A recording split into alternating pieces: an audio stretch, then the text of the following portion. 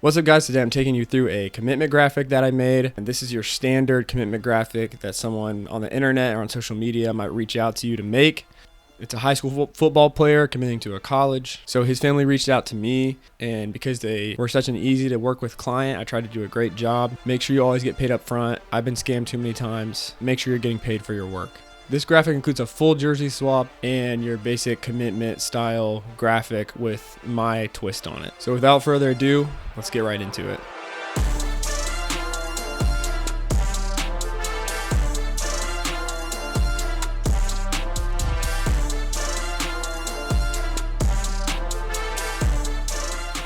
So for this one, we had to figure out how to change his jersey color from red to yellow. That's what I've been trying to do lately. If the old jersey matches the new jersey enough, that can sometimes be the easiest way to do it. There are different ways to do jersey swaps, but for this one, a lot of it was just changing the new jersey the old jersey to the new jersey rather than like swapping out the actual photo of jerseys, which I did do a little bit of that as well.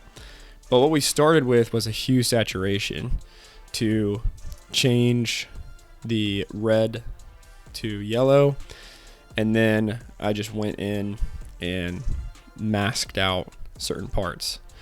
And so then obviously it's just the jersey that you want to change the colors. So once you do that, I put a selective color on it, and the selective color is what makes it that nasty yellow, or takes it from the nasty yellow to that new crisp yellow that looks like the jersey in the top left corner. So I'm trying to match it to the color of that jersey. And the helmet, because this is such a small picture, I decided just to paint the helmet in. And it works if you're not using a large, super in detail picture and you can't really tell the difference. So that's the easiest way to do that.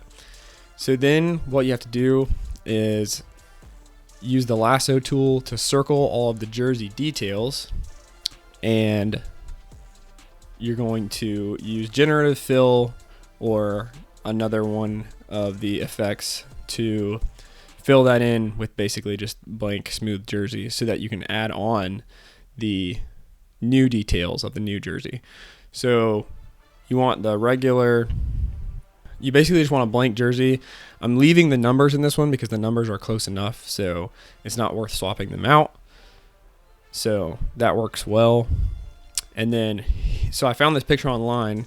It's also good sometimes to find your own photos to use if you can.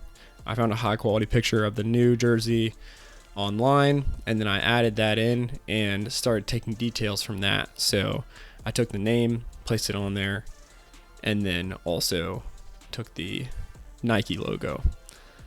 Here I'm painting in the neck lining around the shoulder pads, which, sometimes you have to like take it from the new jersey and put it in there, and then in other cases it works okay to just paint it in. This one was such a small, low detail photo that just painting it on worked pretty well.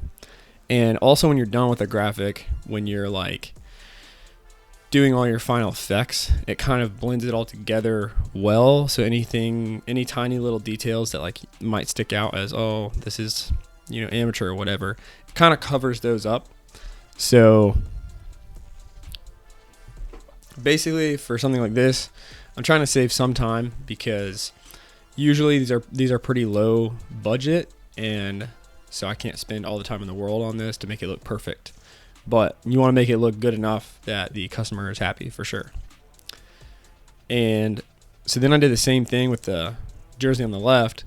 And then I decided to just take that picture of the college jersey and just shape that or warp that into the shape of the biggest jersey. So this is a higher detail photo, which means using the old jersey might not work as well, or like using the old jersey and painting on it. So trying to save some detail here by using an actual photo of the new jersey.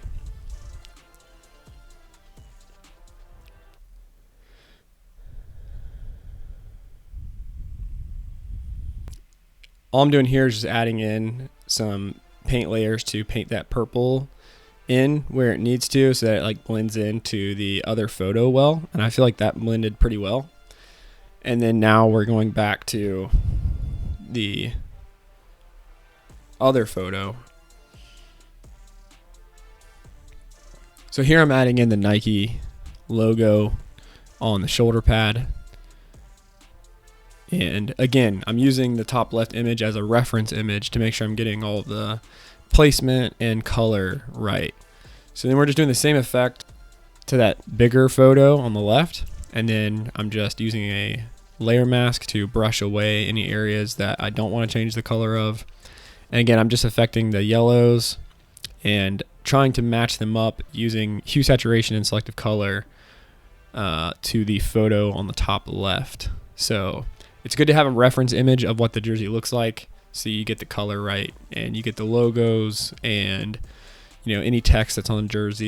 Even if the number looks different, then you're going to want to do that too. In this case, it doesn't look too much different, so I'm going to leave it the same.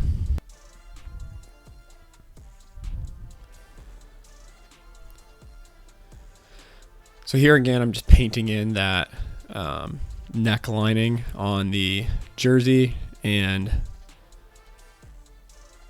it looks pretty good because it's a lower quality image and you're far away. Whereas like the one on the top right, you can see the stitching of it. That's one where you want to show, the actual image of the jersey, I feel like. So it was good that I had that image or found it online. Here I'm covering up the shoulder pad stripes, which you don't see in the other photos, which is good, with just the jersey color. And that works pretty well. Again, you don't have to have it perfect because later we're going to be adding in some effects and whatnot that will cover up all that stuff, like some lighting and color and whatnot.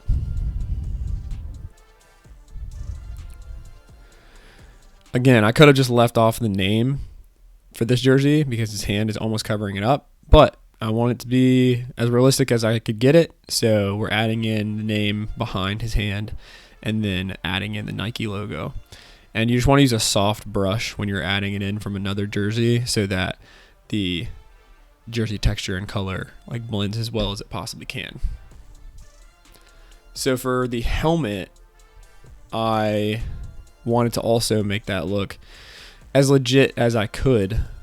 So I tried to start using a photo of the original or of the helmet that I found online. But the helmet didn't match up as good as I wanted it to. So I decided to just use the stripes of the helmet and then add in, and then just change the color of the new helmet. And I feel like that worked pretty well. Again, if you're like looking for mistakes, you could probably find some, but to the regular person's eye, this all looks legit and normal. So here I'm just kind of trying to cover up logos the best I can, blend them. Again, we're not like, there's a quick way to do things and there's a high detail, long way to do things. And we're kind of going in between here because we want to do a good job. But we also, with this sort of thing, the budget's just not big. So I can't spend all day getting it perfect. So here's like a little detail thing that I wanted to add in, and that is just the K on the helmet. And again, that's something that I could have left off, probably would have been fine, but some of the details I wanted to add in. You can't take the time to do every little thing, but you want to make it as legit as you can, and make sure that people are getting what they paid for. So I tried as hard as I could to put as much effort as I could in, but just not spend forever on the graphic. Here I tried some AI stuff in the background, but Photoshop, didn't want to do anything cool besides a sun flare, basically. So I went with that. And once we have all of our jersey swaps and our cutouts put together, that's when we make the background. And then I decided to use a logo I found online and basically fill up that space on the right with it, which is good because they want the logo. I mean, normally this is not what I would do. This is not what I would do on any other graphic, but it's a commitment graphic. So this is kind of just the style. I'm going to put a big fat logo on there. Make sure that people know where he's going.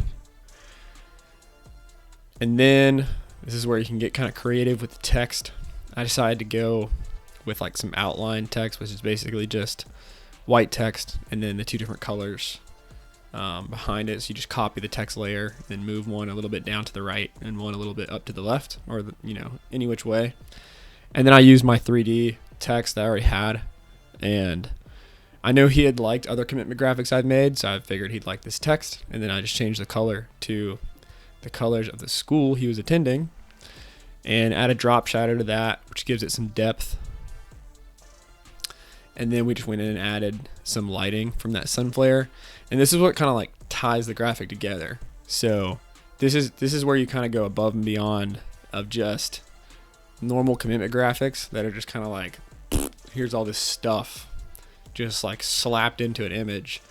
Rather than doing that, let's put in like a good amount of stuff, make sure, the commit likes it and he thinks it's cool, but let's make sure it all looks good and is working together well.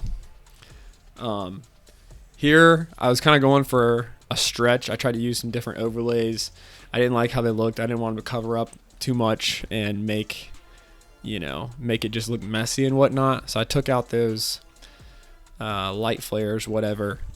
And because they were called the Prairie Fire, I decided to add in a fire texture in the bottom with some, sparks and flames coming out, and then put that flare on the sun flare in the background, make it a little more interesting and dynamic, and then just added in some more like fire flares and whatnot. And then lastly, we just add in our color lookup, mess around with that, get it a final look, and that's it. This will be on my Patreon soon, so check that out if you want to. If someone needs a commitment graphic, send them my way, and we'll see you guys in the next one.